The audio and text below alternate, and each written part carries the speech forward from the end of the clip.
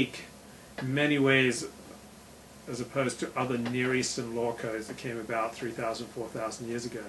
Among the ways that it's unique is the way all its rules about dealing with servants or so-called slaves. Another way is that the wife is entitled to sexual satisfaction, gratification. There's nothing like that in the other law codes. Kidnapping forbidden. If you kill your slave, you are put to death. So there's no Near Eastern parallel to this. So the bond servants, the indentured servitude servants, these are both people and property, just as a wife can be both a human being and a sex object. And just like a waiter is both a human being and they're also a utility to get you your meal. So there's nothing necessarily wrong with objectifying someone. But if that's the only way you relate to them, then there's something wrong. So for me, like Rabbi Rabs, he's primarily the guy that I do a Torah talk show with. But that's not the only way I relate to him. I also talk to him at times like a human being. I'm not a human being on the show. Okay, go ahead. So you would agree that a wife can be both a human being and a sex object? Well, and there's nothing wrong with that. And women love that when you talk about them this way. I don't want to get myself in trouble here. Like, women don't like to be, I would say, don't want to be objectified. Yeah. Right? But at the same token, right, like you said, what's that famous saying that a woman says, you know, I'm a whore? I'm a whore in the bedroom, right? And a Madonna in the... No, not a Madonna. Or a housemaker or... something like that, right. Yeah. It's like when they're with their husband, mm-hmm. right, and they're behind closed doors, mm-hmm. you know, then they don't mind being objectified, you know? Yeah. Yeah, it's just like, but before we get to that point, you know, they don't want to hear that. So I've heard. We have moral obligations to animals. This may be unique to the Torah. I don't believe any other Far Eastern, Near Eastern law codes legislating this. You have to let your animal rest on the Sabbath. And also the thief who steals an animal and then kills it, he has much more restitution to pay than a thief who was recovered with the animal that he stole. So there was one commentator suggested this might be because you might have an emotional connection to the animal that the thief killed. So like if he killed, you know, Fluffy, your favorite sheep. Well, I would say that's not the only reason. There's more to the story. That a live animal is like a tractor. It's like a deer tractor today, mm-hmm. and they, you know, an ox can plow. Mm-hmm. Like you can put something behind it and it can plow. You can shecht it at any time, and you can, when it's dead, you can get its meat. Mm-hmm. That's like a no-brainer. But in the meantime, you want the animal alive because it's worth something to you because it's schlepping stuff, right? Yeah. The horse is carrying stuff for you. You know, you can ride the horse, you can ride the camel. You know, the sheep, while it's alive, you can keep taking its hair mm-hmm. and using it for wool or whatever they, you know, I don't know. But a dead animal, can't do any work for you, right? So it's not just the emotional attachment. It's also, it's worth money to you. It's a tremendous loss because all that work is gone. You know, it's like somebody just blew up your John Deere tractor. Yeah. Okay. If you're in the market for a servant and you have a choice between a Jew and a non-Jew, you should choose the Jew. Obviously, they're in hard times, and you should start with your own. Like, charity or helping other people should begin with your family, with your community, with the people right around you, and with your own group. Shouldn't end there. It should extend. It's not just your family. Can I say something on this? Mm-hmm. If you're in the market to pay for someone to do child care for you, mm-hmm. and I bring this up because I see it in the neighborhood all the time. Mm-hmm. Maybe you've seen this. Yeah. You drive down the street. What do you see? You see a woman pushing a stroller. Mm-hmm. It's a Mexican woman and a Yiddish kid. And they're like on every block. Yeah. The Mexican women are pushing around a little Jewish kid. Good. The Mexican women are good with the strollers.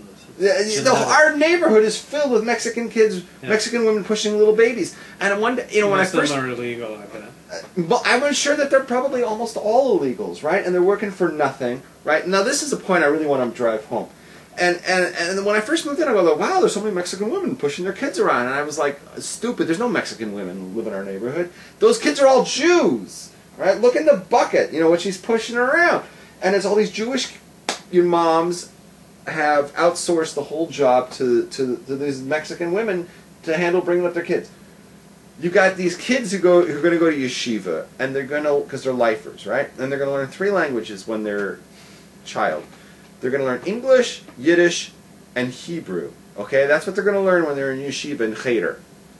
But you want to know what the first words that come out of their mouth are? You want to ready? Mm-hmm. Agua. Yeah. That's the first word that every kid in our neighborhood knows. Agua. Right? And I think it's horrible, and I think it should stop. And I know what the argument is going to be against me. Well, you know, it's so expensive, we can't send all our kids to yeshiva, so the wife has to go to work, so someone has to take care of the kids, you know, and we can't afford to bring in a nanny from Europe, you know, whatever. So we're going to just go with the local Mexicans. Mexican, yeah. Right? And I'm saying, what does it say right here? Read it. I can't read without my glasses. If you have to make a choice between hiring a servant who's a Jew and a non-Jew, you should choose the Jew. Yeah. So they should choose you. You'd be great taking care of kids. Oh, Jesus. No. But let's say like I was. Mm-hmm. They They should hire me. And I'm going to say, well, you know, I'm going to need like, you know, $25 an hour. And the Mexican woman comes and she says, I'll do it for 10. 5. Whatever the hell they pay them. So in this neighborhood, right, what do you think is going to happen? Nobody's going to take me. They're going to take her because they save a bundle with her, right? But the Torah says not like that, which is ironic. I would hold that up, right? I would hold that up and walk down the street and tell everybody in our street with a bullhorn. Rabbi Miller would do something like that. Get a bullhorn. Attention, everybody. It says, where does it say it? In the Art Scroll Chumash? Yeah. Can't you get a real Meforish? In Exodus 21:2, it says, you must hire a Jew. Right? And it should be a Jewish woman pushing the strollers in our streets, right? And if there's no Jewish women who want that job, we'll find one. We'll put an ad in Craigslist, you know? And we'll bring in Jews if we have to import them from England or Scotland. We will bring in Jewish women who want these jobs, and we'll give them good pay for it, because it should not go to the local Mexicans. I've seen a lot of these Mexicans, and not one made me horny. So I think like Jewish wives in this community, they like hiring the Mexicans because they know that their husbands aren't going to jump on top of them.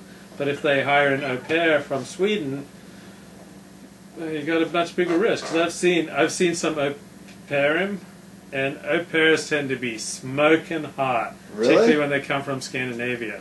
Really? Like smoking hot. Where have Like, you seen them? I've gone out with some. What? Yeah, I mean smoking hot, and they're from Scandinavia, and they're great in many different ways, and so like that, you know, your husband's going to be like, he's going to be at risk. His soul's going to be in peril, you know, being around some smoking hot Swedish 19-year-old. Well, wait a but second. you, Wait a you second. hire a Mexican, she's going to be Okay. dumpy, and your husband's, you know, unlikely to get the horn for her. Okay, can I respond to Yes. that? The husband's not home. He's at work. He's not even going to see her. When the mom comes home, the Mexican gets on the bus. Guarantee you, if they hired a Swedish 19-year-old au pair, the husband would find a way to see her.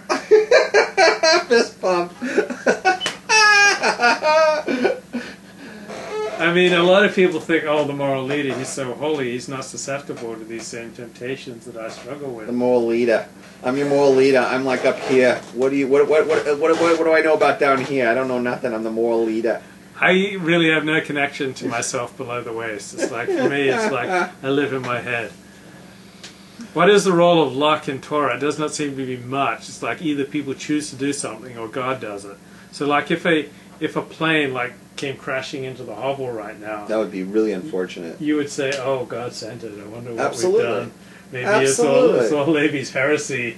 Hashem is tired of what Levi was saying about Rashi, and Hashem sent the plane to be the wrath of his anger, the rod of his anger. And I would think so. It'd be like Mida Keneged Mida. You know why? because like you built this place with your money from the porn industry, so God sent down a